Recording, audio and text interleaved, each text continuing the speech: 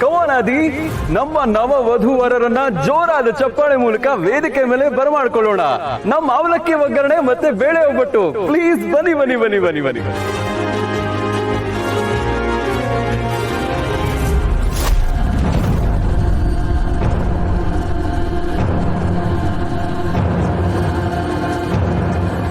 The final showdown. ಬಾ Adi, please Adi.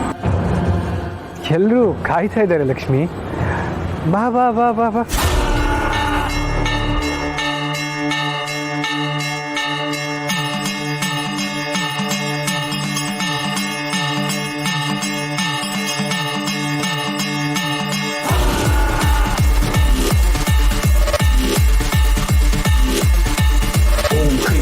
Hi, hello, ನಮಸ್ಕಾರ.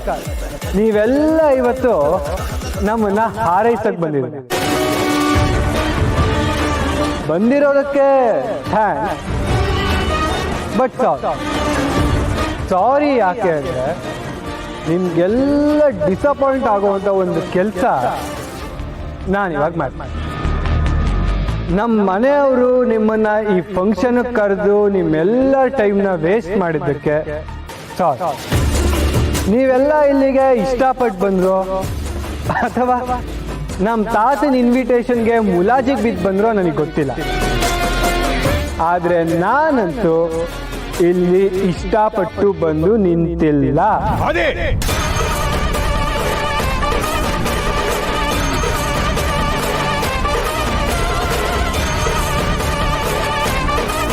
ಸುಮ್ಮನಿರಿ ತಾತ, ಇವತ್ತಾದ್ರೂ ನನ್ನ ಮಾತಾಡೋದಕ್ಕೆ ಬಿಡಿ.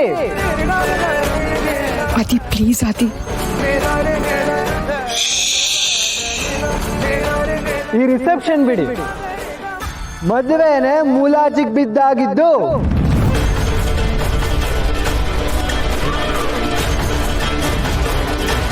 ಎಸ್, ನನಗೆ ಈ ಮದುವೆ ಇಷ್ಟ ಇರಲಿಲ್ಲ, ಈ ರಿಸೆಪ್ಷನ್ ಇಷ್ಟ ಇರಲಿಲ್ಲ, ಈ ಲಕ್ಷ್ಮಿ ನನ್ನ ಹೆಂಡತಿ ಆಗೋದು ಇಷ್ಟ ಇರಲಿಲ್ಲ, ನನಗೆ ಈ ಬಲವಂತದ ಬದುಕೆ ಇಷ್ಟ ಇಲ್ಲ.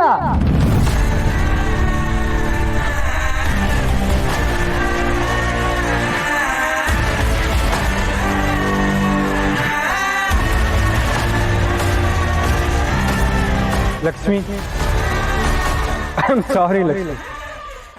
ಪಾಪ ನೀನು ನನ್ನ ಹೆಂಡತಿಯಾಗಿ, ಈ ಮನೆ ಸೊಸೆಯಾಗಿ, ನಮ್ಮ ಮನೆ ಯಜಮಾನಿಯಾಗೋ ಕನ್ಸ್ಕೊಂಡಿದ್ಯೋ ಏನೋ. ಅದೆಲ್ಲ ನನ್ಸಾಗಲ್ಲ. ನನ್ನ ಮನಸ್ಸಲ್ಲಿ, ನಮ್ಮ ಮನೆಯಲ್ಲಿ ನಿನಗೆ ಜಾಗ ಇಲ್ಲ.